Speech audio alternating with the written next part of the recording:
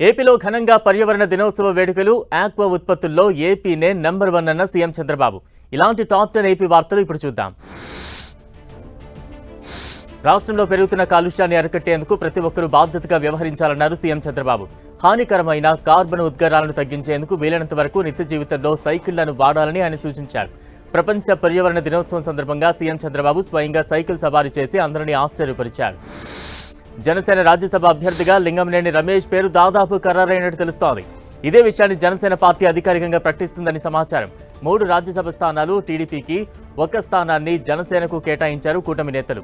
జనసేన తరపున లింగంనేని రమేష్ పేరు ఖరారైనట్లుగా ఆ పార్టీ వర్గాల్లో చర్చ నడుస్తోంది. అధికారిక ప్రకటన కోసమే వేచి చూస్తున్నారు. దేశంలోని మత్స్య సంపదలో 28% ఏపీ నుంచే వస్తోందని సీఎం చంద్రబాబు తెలిపారు. దేశంలోని రొయ్యల ఉత్పత్తిలో 66% ఏపీ నుంచే అని తెలిపారు. అంతర్జాతీయ ప్రమాణాలతో ఆక్వా ఉత్పత్తుల నాణ్యతను పెంచుతామన్న సీఎం సముద్ర ఉత్పత్తుల్లో ప్రపంచంలోనే 2వ స్థానంలో ఏపీ ఉందని తెలిపారు. ఎగుమతుల్లో గత ఏడాది కన్నా రెట్టింపు స్థాయిలో ఉన్నామన్నారు. పర్యావరణ పరిరక్షణ వేడుకల్లో భాగంగా మచిలీపట్నం మంగినపూడి బీచ్లో విద్యార్థులతో కలిసి పరిశుభ్రత కార్యక్రమాల్లో మంత్రి కొల్లు రవీంద్ర పాల్గొన్నారు. ప్లాస్టిక్ వ్యర్థాల విషయంలో ప్రజలు అప్రమత్తంగా ఉండాలని, పర్యావరణాన్ని కాపాడుకుంటేనే మనకు భవిష్యత్తు ఉంటుందని మంత్రి తెలిపారు. ప్రతి పౌరుడు కనీసం ఒక మొక్క నాటి పర్యావరణాన్ని పరిరక్షించాలని కోరారు. ప్రపంచ పర్యావరణ దినోత్సవాన్ని పురస్కరించుకుని తూర్పుగోదావరి జిల్లా మండపేటలో ఎమ్మెల్యే వేగుళ్ల జోగేశ్వరరావు ఆధ్వర్యంలో మొక్కలు నాటే కార్యక్రమం చేపట్టారు. ఎవరు ఎన్ని చెప్పినా మొక్కల పెంపకం అన్నది నామమాత్రంగానే సాగుతోందన్నారు.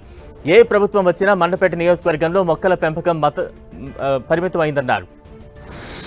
ప్రతి చెట్టు వాతావరణ మార్పుల ప్రభావం నుంచి భూమిని కాపాడుతుందని డిప్యూటీ సీఎం పవన్ కళ్యాణ్ అన్నారు.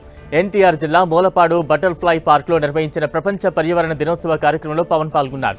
విద్యార్థులు గ్రామస్తులతో కలిసి సీడ్ బాల్స్ తయారు చేశారు.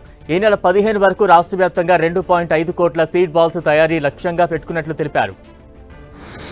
ఏపీ మంత్రి లోకేష్ రష్యా పర్యటనలో బిజీగా గడుపుతున్నారు. మాస్కో రవాణా మంత్రి వైస్ మేయర్ మాక్సిమ్ లిక్సుటోవ్తో లోకేష్ భేటీ అయ్యారు. భారత్లోని మెట్రోపాలిటన్ నగరాల్లో మాస్కో తరహా ఏఐ ఆధారిత ట్రాన్సిట్ ట్రాకింగ్, స్మార్ట్ ట్రాఫిక్ నిర్వహణ సాఫ్ట్వేర్ను అమలు చేసేందుకు సహకారం అందించాలని లోకేష్ కోరారు. మాజీ ఎమ్మెల్యే వైసీపీ నేత బొల్లా బ్రహ్మనాయుడిని పోలీసులు అరెస్టు చేశారు. తమిళనాడు కాంచీపురంలో సైబరాబాద్ పోలీసులు అదుపులోకి తీసుకున్నారు. గండిపేటలో ప్రభుత్వ భూములను కబ్జా చేసినట్లు వస్తున్న ఆరోపణలతో పోలీసులు అరెస్టు చేశారు. అధికారుల సంతకాల ఫోర్జరీ చేసి ఫేక్ జీవోలతో ప్రభుత్వ స్థలాన్ని కబ్జా చేసేందుకు ప్రయత్నించినట్లు బొల్లా బ్రహ్మనాయుడిపై ఆరోపణలు వచ్చాయి. తిరుమల శ్రీవారిని ఇవాళ పలువురు ప్రముఖులు దర్శించుకున్నారు. సుప్రీంకోర్టు న్యాయమూర్తి జస్టిస్ జేకే మహేశ్వరి, మధ్యప్రదేశ్ మాజీ న్యాయమూర్తి దుప్పల వెంకటరమణ, కేంద్ర మంత్రి పీయూష్ గోయల్ స్వామివారిని దర్శించుకుని మొక్కులు చెల్లించుకున్నారు. తిరుమలలో ఏఐ ఆధారిత భక్తుల సేవల నిర్వహణ ప్రశంసనీయమని కేంద్ర మంత్రి పీయూష్ గోయల్ తెలిపారు.